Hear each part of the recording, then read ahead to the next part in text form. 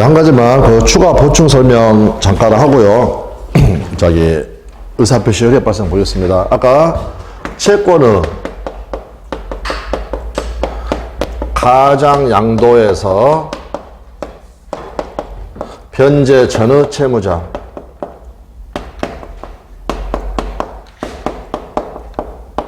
변제 전의 채무자.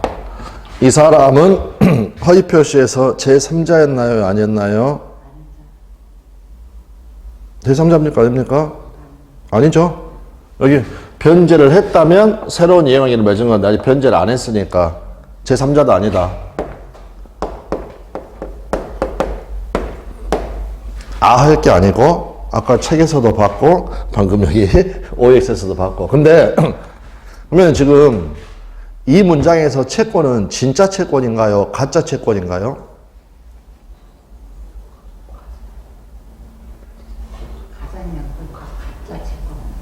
채권은 진짜.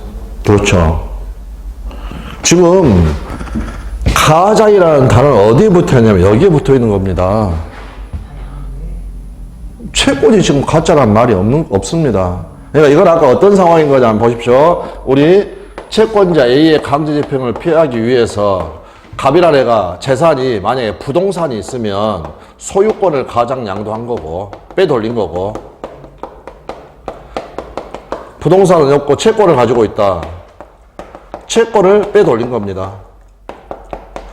지금 요 건물에 대한 소유권, 진짜 소유권입니까? 가짜 소유권입니까?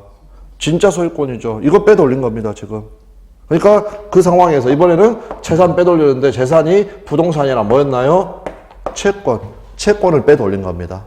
강제집행을 피하기 위해서. 그러니까 이 채권은 진짜 채권이다, 가짜 채권이다. 당연히 진짜 채권입니다. 소유권 빼돌린 거 우리가 그걸 사례로 설명드렸지만 요거는 지금 진짜 채권을 빼돌린 거 이렇게 봐두시면 되겠습니다. 자, 27페이지. 이 뭐 조문은 다 읽었는데 다시 반복.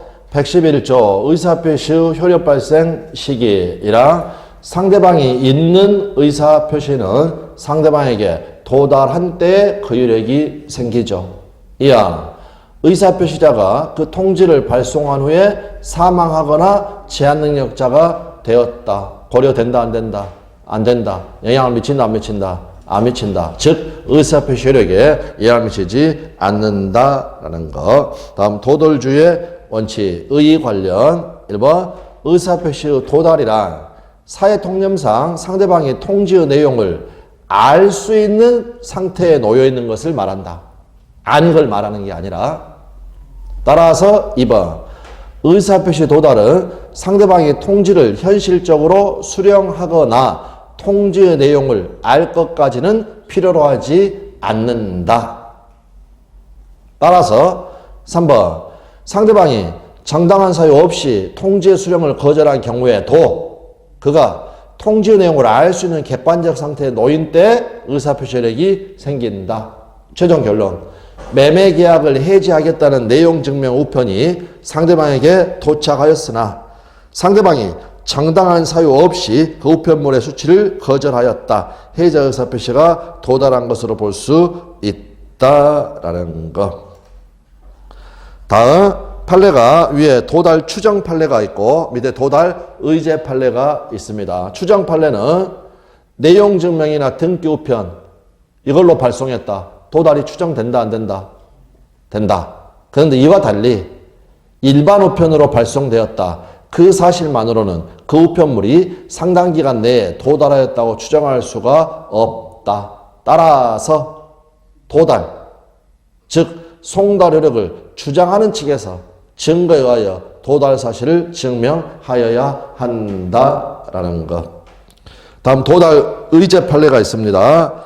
의사표시가 기재된 내용 증명 우편이 발송이 되고 달리 반송되지 않았다면 여기에 붙어야죠. 특별한 사정이 없는 한 그 의사표시는 도달된 것으로 본다. 됐습니까? 자, 그러면 여기는 이제 그 용어 설명인데 여기요. 아까 가장매매 다시 한번. 가장매매 채권자의 강제집행을 피하기 위하여 가장매매하고 을 앞으로 등기를 격려를 했는데 을이 병한테 양도하고 소유권 이행기를 격려하였다. 그러면 요 병은 선의인 것으로 본다. 옵니까 있습니까? 또는 병은 선의로 간주된다. 옵니까 있습니까?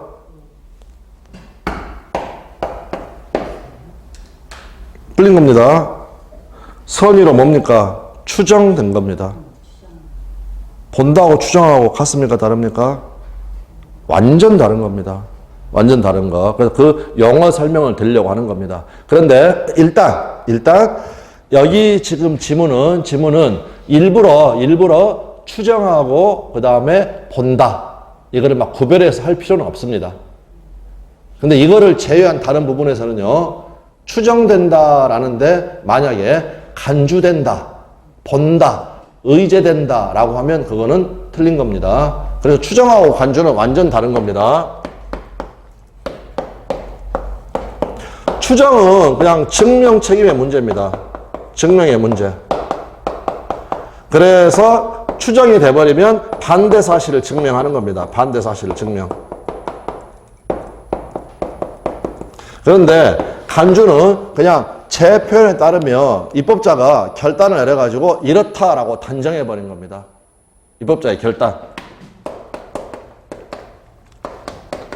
이거는 그냥 상식이니까 뭐 시험 문제용으로 예전에 여러분 우리가 이제 민법이 60년부터 현재 민법이 시행이 됐는데 우리 1950년도에 저기 6.25 전쟁이 있었죠. 그러면 예를 들어서 자기 아버지 지금 전쟁 끝나고 안 돌아옵니다. 죽었는지 살았는지도 모르고. 그러면 상속도 안 이루어지고요. 그 다음에 재혼도 못 합니다. 그래서 어떤 제도가 만들어졌냐면 실종선고라는 제도가 만들어졌습니다. 그래서 거기는 우리 시험범위가 아닌데 엄격한 절차를 통해 가지고 법원에서 실종선고를 딱 내려버리면 그 사람은요 사망한 것으로 봅니다. 간주됩니다. 간주돼. 그 사람 죽어버린 겁니다. 물론 사법의 영역에서. 자 그러면요 예를 들어서 그 사람이 이제 생환을 한 겁니다. 살아 있었습니다. 살아 있었다. 그래가지고 와가지고요 판사님 저 살아 있습니다. 그 사람 살아 있습니까? 죽어 있습니까? 죽어 있습니다. 아까 사망한 것으로 본다라고 되어 있기 때문에. 그래서 그 사람이 생환했다라는 것만으로 그 사망 효과가 없어지지 않습니다. 만약 그 효과를 없애려면 어떻게 되느냐? 죽었다고 한 그 법원의 재판 있죠. 그 자체를 없애야 합니다. 그 자체를. 그 자체가 없어져 버리면 이제 아예 그 자체가 없어져 버렸으니까 그 사람은 살아있는 것이죠. 그게 의제하고 간주, 본다 다 같은 말입니다. 그런데 추정은 여기 봐보십시오 여러분. 이제 우리 시험 범위가 아닌 곳에 어떤 게 있냐면 우리 여러분 사고가 나가지고 좀 불행한 거지만 아버지하고 아들이 죽었습니다. 그러면 자연과학적으로만 따져보면은요, 0.001초라도 사망의 순서는 다를 수도 있죠. 되셨나요? 그러게 돼버리면 이게 상속이 상당히 막 달라져 버립니다. 누가 먼저 죽었냐에 따라서. 그러다 보니까 우리 민법에는 어떤 제도가 있냐면은요, 동시 사망의 이거를 동시에 사망한 것으로 본다라고 할 수는 없습니다. 그래서 동시에 사망한 것으로 추정된다라고 합니다. 그러면 추정된다라는 것은 동시 사망이 추정될 뿐입니다. 그러므로 반대 사실, 이 시에 사망한 사실이 증명이 돼버리면 이건 다 뒤집어집니다. 무슨 말인지 아시겠나요? 그게 추정과 간주의 차이입니다. 간주는 살아있다는 사실이 증명됐다라고 해도 사망 효과가 번복되지 않습니다. 아예 그 재판 자체를 없애버리는 겁니다. 그런데 여기 추정이라는 것은 반대 사실이 증명이 되면 어떻습니까? 뒤집어지죠. 뒤집어진다. 그래서 완전 다른 겁니다. 완전 다른 거. 그럴 때, 한번 보십시오. 요 병이라는 사람은 선의일 수도 있고 악의일 수도 있고, 악의 경우에는 소유권 취득 못한다고 그랬죠. 그런데 제3자는 선의인 것으로 의제해버린다, 간주해버린다. 말이 됩니까 안 됩니까? 안 되는 거죠. 다만 이때에는 증명의 문제에 있어서 추정해가지고 반대 사실을 증명해라 라는 걸 할 뿐입니다. 다만 여기에서는 도달 추정 판례인지 도달 의제 판례인지 일부러 그거를 막 외우려고 할 필요는 없습니다. 그래서 다시 한번만, 위에는 내용 증명과 등기 이걸로 발송했다. 그럼 도달이 추정된다. 보통 원표는 도달이 추정되지 않는다. 그런데 아래에는 내용 증명으로 발송이 되고 어떤 말이 붙어 있느냐? 반송되지 않았다라는 말이 붙어 있습니다. 그러면 그때에는 판례가 도달된 것으로 본다라는 표현을 씁니다. 그런데 요 자체를 여기에서는 시험에 이제 물어보고 그런 건 아닙니다. 요 부분은 다른 부분에서는 제가 가끔 말씀을 드리겠습니다. 거기가 추정한다라고 되어 있는 걸 만약에 본다라고 하게 되면 그거는 틀린 지문이 된다라는 거. 기한은 채무자 이익을 위한 것으로 본다. 올까요? X일까요? 기한은 채무자 이익을 위한 것으로 본다. 그건 우리 시험에 나온 적이 있으니까. 네, 그러면 그건 틀린 겁니다. 뭐라고 되어 있습니까? 기한은 채무자 이익을 위한 것으로 추정한다 라고 되어 있습니다. 그래서 그런 부분들은 이제 좀 구별해가지고 신경을 쓰셔야 되는데 여기에서는 크게 신경 쓸 필요는 없다. 다만 여기 본다 하고 추정한다 하고는 완전 법적으로는 다른 것이다. 다른 것이다. 추정은 반대 사실로 뒤집어진다. 그러나 간주는 반대 사실만으로 뒤집어지지는 않는다라는 거. 그래서 이거는 제가 쓰는 표현으로는 이렇다라고 그냥 입법 법 만든 사람이 딱 결단 내려버리는 겁니다. 결단 내려버린 것이다. 자, 그래서 이제 앞으로 잠깐 그런 부분들은 말씀을 드리겠습니다. 자, 그 다음 거기 표에서 마지막 줄 안 봤죠? 효과, 도달주의를 채택한 효과이랑 의사표시의 발신 후 도달 전 아직 효력이 발생 안 했죠. 그러니까 의사표시를 철회할 수 있다. 그 다음 의사표시의 불착, 부도달이죠. 연착, 늦게 도달하였다. 그러면 불이익이 발생을 하게 됐는데 그거는 모두 다 누가 부담한다? 표의자가 부담을 한다라는 겁니다. 즉 표의자가 도달시켜야 되고 승낙기간이 정해져 있으면 그 기간 내에 도달시켜야 되고 이렇게 봐두시면 되겠습니다. 자, 사망 보시면 의사표시자가 아까 읽었던 거고요. 저기 3번에 읽었고 다시 한번 위로 잠깐 가보시면 111조에 상대방이 있는 의사표시는 상대방에게 도달한 때 그 효력이 생긴다. 되셨나요? 그러므로 법에 도달한 때 효력이 생긴다라고 적어져 있으니까 효과를 주장하는 사람이 도달을 증명을 해야 되는 겁니다. 그런데 증명이라는 건 항상 어렵죠. 그러다 보니까 우리 판례가 일정한 경우에는 추정한다라고 해가지고 증명을 쉽게 내지는 증명을 다른 사람한테 넘겨버린다. 그래서 내용 증명과 그다음에 등기 이건 도달이 추정된다. 네, 이렇게 되어 있습니다. 자, 거기 봐주시면 되겠고, 그다음 밑에 양가로 2번 공시송달. 표의자가 과실 없이 상대방을 알지 못하거나, 다시 처음부터 표의자가 과실 없이 상대방의 소재를 알지 못한 경우에는 의사표시는 민사소송법 공시송달 규정에 의하여 송달할 수 있다라는 것. 그래서 결론적으로 상대방이나 상대방의 소재에 관하여 표의자는 뭐 해야 된다? 표의자의 요건, 선의, 무과실 이렇게 봐두시면 되겠습니다. 다음 양가로 3번 의사표시의 수령 능력. 그래서 우리 민법상 제한 능력자는 수령 무능력자입니다. 그래서 의사표시의 상대방이 의사표시를 받은 때에 제한 능력자인 경우에는 의사표시자는 그 의사표시로서 대항할 수 없다. 수령 능력이 없는 사람한테 의사표시를 한 거니까. 이거는 원칙.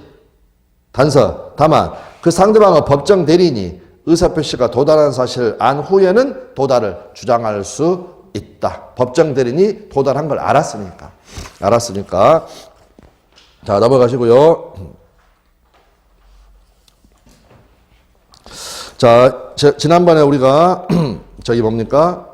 1, 2월 달에는 저기 유권 대리하고 대리의 삼명관계하고 협의의 무권대리를 한다고 말씀을 드렸고, 그 다음에 3, 4월 달에는 복대리하고 표현대리 한다라고 말씀을 드렸습니다. 덩치가 크니까 여기 조금 잘라서 하도록 하겠습니다. 나머지는 여러분들이 봐주시면 되겠고, 그 다음에 5, 6월 달에 전체를 같이 볼 거고요. 잠깐 지나가는 길에 31페이지 하단에 보시면 대리행위 하자 나와 있고요. 116조 나와 있고, 원칙 누구를 표준으로 한다? 대리인. 조문 한번 확인하면 의사표시 효력이 의사의 흠결, 사기 강박 또는 어느 사정을 알았거나 과실로 알지 못한 것으로 인하여 영향을 받을 경우에 그 사실의 유무는 대리인을 표준하여 결정한다라는 거. 그러면 이 조문 자체에는 불공정한 법률행위에 대해서는 이 조문으로는 해결이 안 되죠, 여러분. 이 조문에 제일 앞에 뭐라고 되어 있냐면, 의사표시 효력이 뭘로 영향을 받는 거냐면, 의사의 흠결, 사기 강박, 악의, 과실, 이런 걸로 영향을 받을 때, 요거를 법 조문이 규정하고 있습니다. 그러니까 무슨 말이냐면, 간단히 이야기해서, 우리가 성립요건, 당, 목, 의, 되셨죠? 그 다음에 여기 의사표시가 정상적으로 이루어져야 되고 비정상적 의사표시. 그래서 여기 방금 116조 대리행위 하자는 여기에죠. 여기에. 여기는 목적입니다. 목적. 불공정한 법률행위라든지 배임행위 적극 가담 여부라든지 요거는 요 조문만으로는 해결이 안 되는 거니까 결국에는 뭐가 해결하고 있냐면 판례가 해결하고 있죠. 판례는 뭐라고 했습니까? 불공정한 법률행위 궁본 경무대라고 이야기를 했고, 그 다음 배임행위 적극 가담 여부는 누구를 기준으로 판단합니까? 본인 기준으로, 대리인 기준으로. 대리인 기준으로. 자, 그래서 이제 그거 하나 머릿속에 잠깐 참고를 하시고, 밑에는 필요 없고 지금은 넘어가셔가지고 32페이지에 제일 위에 이건 그만큼 중요하니까 다시 반복해야 됩니다. 이중매매. 을이 부동산을 이중으로 매수한 경우 배임행위 적극 가담 여부는 대리인 을을 표준으로 판단한다. 따라서 본인 갑이 미리 그러한 사정을 몰랐다고 하더라도 매매계약은 사실서만으로 무효이다. 폭리행위, 궁본, 경무대. 대리인에 의한 법률행위에서 경솔무경험은 대리인 을을 기준으로 판단하고 공박은 본인을 기준으로 판단한다. 그 다음 비진의 표시. 대리행위에 있어서 비진의 표시냐 아니냐는 당연히 의사표시를 한 누구를 표준으로? 대리인을 기준으로 판단하여야 한다라는 거. 허위표시 짰냐 안 짰냐도 누구를 기준으로? 대리인을 기준으로. 그래서 대리인이 대리권의 범위 안에서 본인 갑의 이름으로 의사표시를 하면서 병과 짜고 허위표시를 하였다. 민법 규정상 갑이 선이든 악이든 그 의사표시는 허위표시로서 무효이고. 되셨나요? 이 부분 이해되셨습니까? 짰냐 안 짰냐는 누구를 기준으로 판단한다? 대리인을 기준으로. 그러니까 대리인을 기준으로 판단을 하고 통정하는 의사표시는 무효라고 되어 있으니까 무효가 되고, 그 다음 본인 갑은 의사표시에서 제3자도 아니다. 아니다. 아니니까 제3자가 아니기 때문에 선의의 제3자로서 보호되지도 못한다라는 거. 그 밑에가 제일 중요하죠. 사기, 강박. 116조 1항은 대리행위 하자입니다. 그거는 이미 우리 했지만 사기 당한 걸 말하는 거고, 그 밑에 사기 친 거는 110조 1항으로 가느냐 아니면 110조 2항으로 가느냐. 다시 말하면 상대방 사기로 가느냐 제3자 사기로 가느냐의 문제. 그런데 대리인의 사기는 제3자 사기다 상대방 사기다? 상대방 사기다. 그래서 거기 사기 당함부터 보면 1번 사기 당했냐 당하지 않았느냐 누구를 기준으로 판단한다? 대리인. 그러므로 1번 본인이 사기 강박을 당했어도 대리인이 당하지 않은 경우에는 대리에게 하자가 없죠. 그럼 취소할 수 없다. 2번 대리인이 사기 강박을 당하여 취소 요건이 갖추어진 경우에는 본인은 사기 강박을 당하지 않았을지라도 뭐 할 수 있다? 취소할 수 있다. 근데 가로도 중요하다고 그랬죠. 취소권은 누구한테? 본인에게. 그 효과는 본인에게 기속이 된다. 다음 밑에 을의 사기 강박은, 즉 을이 사기나 강박을 항양한 것은 대리인이 하자가 문제가 아니라 110조 문제인데 제3자의 사기 강박이다 아니다? 아니다. 아니므로 상대방은 하자에 있는 의사표시란 상대방 병은 본인이 을의 사기 강박 사실을 알았냐 몰랐냐 따진다 안 따진다? 안 따진다. 알았든 몰랐든 110조 1항에 의하여 그냥 취소할 수 있다. 110조 1항이 사기나 강박의 의사표시를 취소할 수 있다라고 되어 있으니까 네, 그렇게 봐주시면 되겠습니다. 자, 그 정도 봐주시면 되겠고 33페이지 거의 복대리까지 가시면 되겠습니다. 복대리는 우리가 기본 개념은 설명을 했었습니다.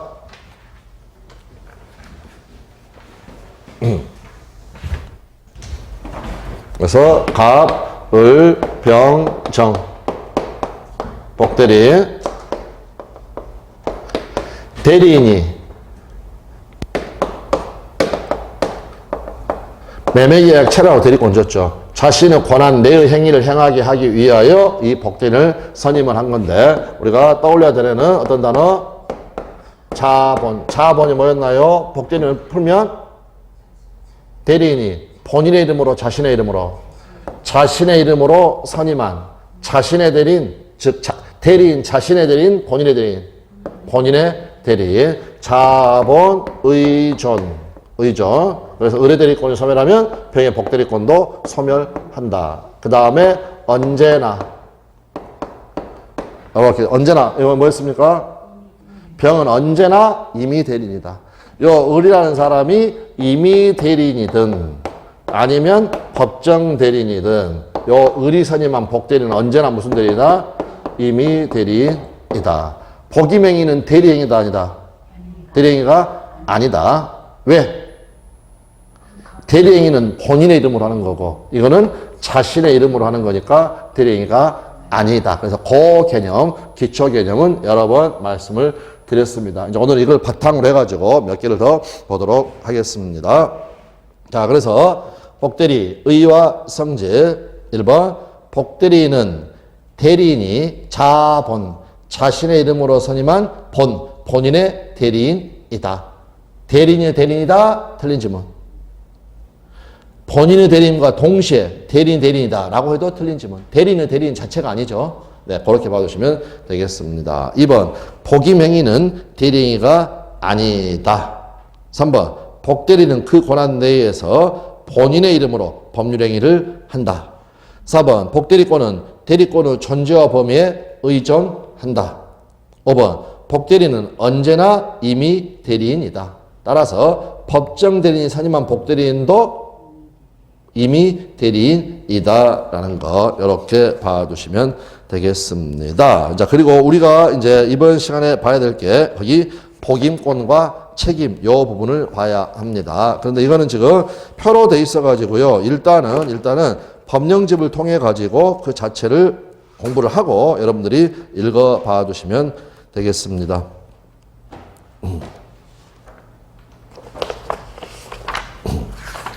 그래서 이제 120조부터 122조, 3조까지 해가지고 복대리 내용이 나와 있습니다.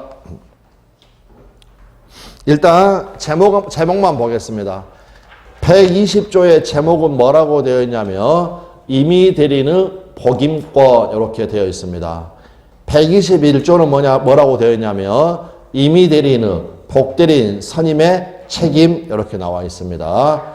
122조 제목은 뭐라고 되어 있느냐? 법정 대리인의 복임권과 그 책임 나와 있습니다. 그럼 우리가 제목을 보고 알 수가 있는 것은 임의 대리와 법정 대리를 따로 적어놨다는 것 자체는 어떻습니까? 뭔가가 다르다라는 거죠. 뭔가가 다르다. 그래서 이제 어떤 식으로 교과서 등에는 표시가 되어 있느냐? 임의 대리, 법정 대리의 구별 실익, 바로 복대리. 요 파트가 구별 실익이 있다라는 겁니다. 그래서 방금 봤던 것처럼, 그러니까 이 사람이 복대리를 선임할 권한이 있냐 없냐. 그 다음 자신이 할 일을 다른 사람을 시켰다. 근데 얘가 일을 망쳐가지고 갑에게 문제가 발생을 했다. 그러면 책임은 져야 되겠죠. 그래서 복임권과 그 책임 이렇게 나눠져 있습니다. 그런데 방금 제목에서 봤듯이 을이라는 사람이 임의 대리인이냐. 우리 내용을 아직 안 봤습니다. 그 다음에 법정 대리인이냐. 여기에 따라서 이 부분이 다르니까 그거를 알아두시면 되겠습니다. 자, 그러면 조문은 나중에 보고요. 임의 대리인은 복임권이 원칙적으로 있을까요? 없을까요?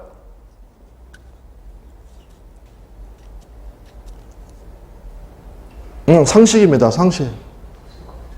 없어야 됩니다. 원칙적으로. 왜? 갑이 을한테 대리권을 준 거는 을을 믿었기 때문입니다. 나보다는 뭔가 낫겠지. 되셨나요? 그러므로 원칙적으로는 복임권이 있어서는 안 됩니다. 여기까지 동의하시나요? 그죠? 여러분이 다른 사람한테 대리권 줬는데 딴 놈 시켜서 일한다. 말 안 되는 거죠. 원칙적 복임권이 없습니다. 그런데 이제 예외적으로 복임권이 인정될 수가 있다. 그래서 복임권의 사유는 승부입니다. 승부. 자, 보십시오. 을이 코로나 걸렸습니다. 외출이 안 됩니다.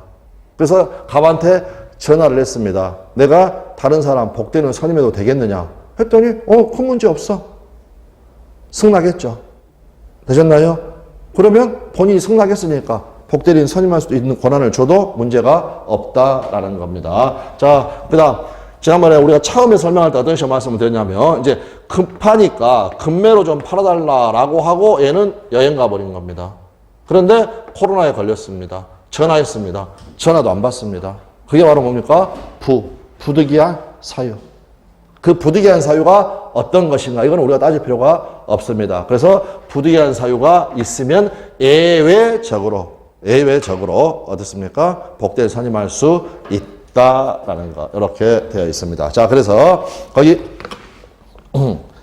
120조 보시면 대리권이 법률 규정에가 아니라 뭐라고 적었습니까? 법률 행위에 의하여 부여되었다. 그러니까 가로에서 보시는 것처럼 이 사람은 임의 대리인이다, 법정 대리인이다, 임의 대리인이다. 그래서 다시 한번 대리권이 법률 행위에 의하여 부여된 경우에는 대리는 본인의 승낙이 있거나 부득이한 사유가 있는 때가 아니면 복대리인을 선임하지 못한다.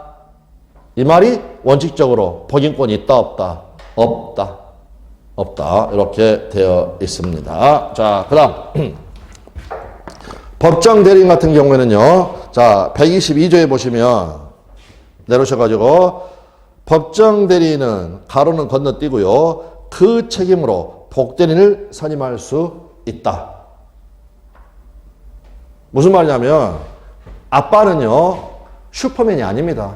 할 일은 너무 많고 그러니까 다른 사람 시킬 수 있다는 겁니다. 자유롭게. 자, 그래서 법정 대리는 원칙적으로 법정 대리는 자유롭게 복대리인을 선임할 수 있다라는 거. 됐습니까? 자, 그 다음에 이제 보십시오. 여기 책임을 져야 됩니다. 책임. 거기서 그 책임이란 말이 무슨 말이냐면 원래 우리 민법에 그 책임지는 건 원칙은 뭐냐면 과실 책임입니다. 과실 책임. 자기한테 귀책 사유, 책임 있는 사유가 있었을 때, 뭔가 잘못했을 때 책임을 지는 겁니다. 그런데 한번 보십시오. 자유롭게 다른 사람을 시킬 수 있겠습니다. 그러면 책임은 좀 무겁게 져야 되겠죠. 그러니까 무과실 책임, 결과 책임. 자기한테는 잘못 없어도 일을 그르치게 되면 책임을 진다라는 겁니다.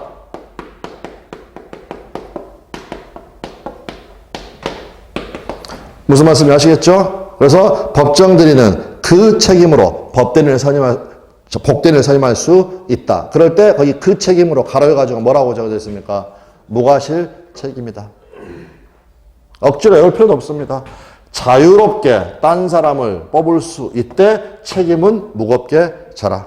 책임 무겁게 져라. 이렇게 되어 있습니다. 자, 그러면 여기 임의 대리인이 예외적으로 승 또는 부에 의하여 복대리인을 선임을 했습니다. 딴 사람 시켰죠. 이때에도 딴 사람을 시켰기 때문에 무과실 책임을 져라고 해야 될 것인가? 어떻습니까, 여러분? 무과실 책임 져야 되겠습니까? 지가 승낙했는데? 어쩔 수 없이 부득이한 사유로 선임했는데? 그러니까 무과실 책임을 져라고 해서는 안 된다라는 겁니다. 다시 한번, 원래 딴 사람을 시키면 무과실 책임 지는 것, 자기 관리를 딴 사람 시키면 무과실 책임을 지는 것이 하나의 원칙입니다.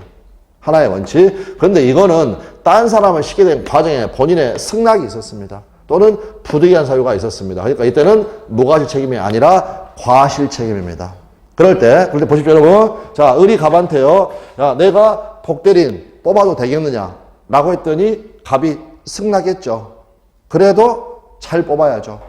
아무렇게나 뽑으면 안 되죠. 그 다음에 뽑아놓고 얘를 감독을 잘 해야 된다는 겁니다. 그래서 어떤 책임을 지느냐? 선임 감독상의 책임. 거기 말에는 뭐가 지금 생략되냐면, 예. 자, 왜 이렇게 책임이 되는지 이걸 자체를 이해를 하셔야 됩니다. 출발은 여기서 균형을 맞춘다고 생각을 해보면 되셨죠? 자, 그런데 이런 경우 있을 수도 있습니다. 이번에는 을이 갑한테 복대리인 선임에 관하여 승낙을 받으려고 전화를 했더니요. 갑이 뭐라고 그랬냐면, 그러면 너 친구 변호사 병 있잖아. 걔를 복대리인 선임해라. 라고 콕 집었습니다. 병 뽑으라고 했으니까 뽑았습니다. 근데 병이 이를 그르쳤습니다. 이때는 책임이 원칙적으로 있을까요? 없을까요? 없죠. 갑이 지명했으니까, 콕 집었으니까. 자, 그래서 이때는 원칙적으로 책임이 없습니다. 여기까지 되셨습니까? 그런데 뽑으라고 해서 병을 뽑았는데 알고 봤더니요, 얘가 어떻습니까? 부적임자입니다. 병을 뽑으라고 해서 뽑았는데 알고 봤더니 부적임자다. 또 알고 봤더니 불성실하다. 그러면 그때는 뭘 해줘야 되겠습니까? 알려줘야 되겠죠.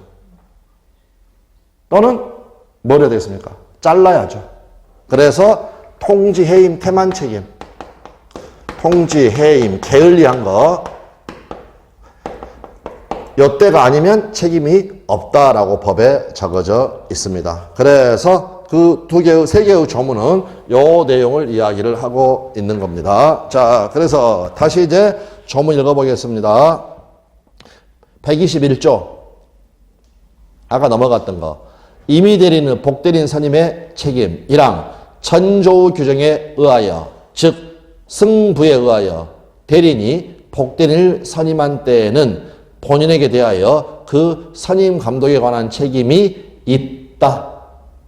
그런데 이제 전형적인 틀린 지문은 뭐냐면, 부득이한 사유, 어쩔 수 없이 선임한 때에는 선임 감독에 관한 책임이 없다 하면 잘못된 거죠. 어쩔 수 없이 뽑더라도 잘 뽑고 잘 감독해야 한다라는 거, 네, 그렇게 봐주시면 되겠습니다. 자, 그래서 이 항 보시면 대리인이 본인은 어떤 단어? 지명에 의하여 복대리인을 선임한 경우에는 원칙적으로 책임이 있다, 없다? 없다. 그러니까 다 읽으려고 하지 말고 바로 밑에 이 문장의 끝에 보시면 뭐라고 됐습니까? 책임이 있다, 없다? 없다. 자, 다시. 대리인이 처음부터 본인은 지명에 의하여 복대리인을 선임한 경우에는 그 부적임 또는 불성실함을 알고 본인에게 대한 통지나 그 해임을 태만한 때가 아니면 책임이 없다. 그래서 원칙적으로 책임이 없고 이런 걸 게을리했을 때 책임을 진다라는 거. 아래 박스에서는 전형적인 틀린 지문 하나만 보겠습니다. 임의 대리인이 본인의 승낙을 얻어 복대리인 선임을 했을 때에는 본인에 대하여 선임 감독에 관한 책임이 없다 하면 틀린 지문. 네, 상황 자체가 말이 안 되죠. 승낙 얻었어도 잘 뽑고 잘 감독해야죠. 네, 이렇게 봐두시면 되겠습니다. 다시 122조. 여러분 한 가지 말씀 안 드렸네요. 그런데 아빠는 슈퍼맨이 아니어가지고 자유롭게 복대리인 선임할 수 있대. 균형을 맞추기 위해서 무거운 책임을 짓게 했는데 어떤 경우가 있을 수 있냐면 아빠도 어쩔 수 없이 복대리인을 선임할 수밖에 없는 경우도 있겠죠. 그때도 무과실 책임져라. 말이 됩니까? 안 됩니까? 안 되죠. 그럼 이때는 어떤 책임을 지면 되겠습니까? 책임진다면 요거하고 균형 맞추면 되죠. 되셨나요? 그때는 선임 감독상의 책임을 지게 된다라는 게 적어져 있습니다. 자, 그래서 122조 확인하시면 법정 대리는 그 책임으로 가로가 뭐라고 적어져 있습니까? 무과실 책임. 그 책임으로 복대리인을 선임할 수 있다. 그러나 경감을 하는 경우가 있죠. 부득이한 사유로 인한 때에는 전조 제1항에서 정한 책임, 즉 선임 감독상의 책임만이 있다라는 거 이렇게 되어 있습니다. 자, 그 밑에 123조 복대리인의 권한 1항 복대리는 그 권한 내에서 본인의 대리니까 본인을 대리한다. 2항 복대리는 본인이나 제3자에 대하여 대리인과 동일한 권리 의무가 있다라는 거. 이거는 그냥 전형적인 조문 문제니까 이 조문들은 그대로 외워져 있을 정도가 되어야 한다. 네, 그렇게 말씀을 드리겠습니다. 그래서 33페이지 필수서에 그 밑에 표는 별도로 읽지 않겠습니다. 방금 그 조문을 바탕으로 해가지고 여러분들이 확인하시면 됩니다. 확인하시면 된다. 그래서 확인해 주시고 넘어가셔가지고 34페이지에 보시면 이제 복대리권에 소멸이 나와 있는데 거기 밑에 지문에 보시면 1, 2, 3, 4 의외로 이 지문이 많이 나왔다는 걸 알 수가 있습니다. 그리고 이거는 결국에는 뭐하고도 연결이 되냐면 의존하고도 연결이 된다라는 거. 자, 그래서 먼저 여기서 해버리죠. 여기 본인이 사망을 하였다. 복대리인이 사망, 성년 후견의 개시, 파산이 있었다. 되셨나요? 그러면 본인이 사망하면 복대리권 없어지고 애가 사성파되면 복대리권 없어지고 되셨나요? 그 다음 플러스 애는 언제나 임의 대리니까 을과 병관의 어떻습니까? 수권행위의 철회라든지 원수, 원인된 법률관계의 종료라든지 되셨죠? 을과 병 사이에서 여기 있으면 소멸하게 됩니다. 소멸. 그런데 여기에 의존을 하니까 을의 사성파가 있게 되면 병의 복대리권도 소멸하고 그 다음 만약 을이 임의 대리인의 경우에는 갑과 을 간의 수권관계의 소멸 원수가 있게 되면 병의 복대리권도 소멸한다. 네, 그 내용을 문장으로 물어보는 겁니다.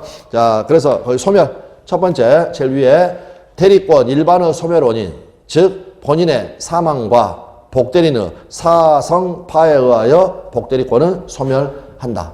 다음 대리인, 복대리인 사이의 수권관계의 소멸 이거 이야기하는 겁니다. 여기 대리인, 복대리인 사이의 수권관계의 소멸 임의 대리니까 여기가 바로 언제나 임의 대리라는 말이 내포가 되어 있는 겁니다. 세 번째가 의존이죠. 대리인, 을이 가지는 대리권의 소멸 즉 을의 사성파 플러스 을이 임의 대리라면 본인과 대리, 갑과 을 사이의 수권관계의 소멸, 즉 원수를 이야기를 한다라는 것. 그래서 밑에 1번부터 4번 쭉 읽으면서 아 그렇구나 확인하면 됩니다. 1번 적법하게 선임된 복대리인이 대리행위를 하기 전에 본인이 사망을 하였다. 본인의 사망, 특별한 사정이 없는 한 복대리인권은 소멸한다. 확인되셨나요? 2번 대리인이 복대리인을 선임한 후에 사망을 하였다. 의존하니까 특별한 사정이 없는 한 그 복대리권도 소멸한다. 을의 사망. 2번은 1번은 갑의 사망, 2번은 을의 사망. 3번 대리인에 대하여 성렬 의견이 개시가 되었다. 그럼 을의 대리권 소멸. 따라서 그가 선임한 복대리권도 소멸한다. 4번 적법하게 선임된 복대리인이 대리행위를 하기 전에 복대리인의 선임 사실을 안 본인이 대리행위에 대하여 수권행위를 철회하였다. 여기 갑하고 을 사이에 수권행위의 철회. 어떤 상황인지 아시겠나요? 네, 그러니까 아까 자 허락 승낙 받으려고 전화했는데 전화도 안 됐다. 그러다 보니까 어쩔 수 없이 병을 복대로 선임을 했다. 얘가 대리기를 하기 전에 얘가 여행에서 돌아와가지고 이 사실을 알았다. 그래서 의뢰대한 수권행위를 철회해가지고 의뢰대권을 소멸시켰다. 거기에 의존하는 병의 복대리권도 소멸한다. 이렇게 되어 있습니다. 자, 그 정도 봐주시면 되겠습니다.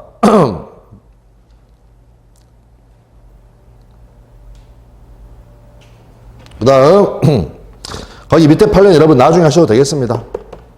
됐고 그 다음 잠깐 쉬셨다가 시간이 조금 애매하니까 거기 35페이지 표현대리를 잠깐 쉬었다가 보도록 하겠습니다. 표현대리 어렵습니다. 그러니까 일단 좀 쉬어가지고 머리를 맑게 해 두셔야 됩니다.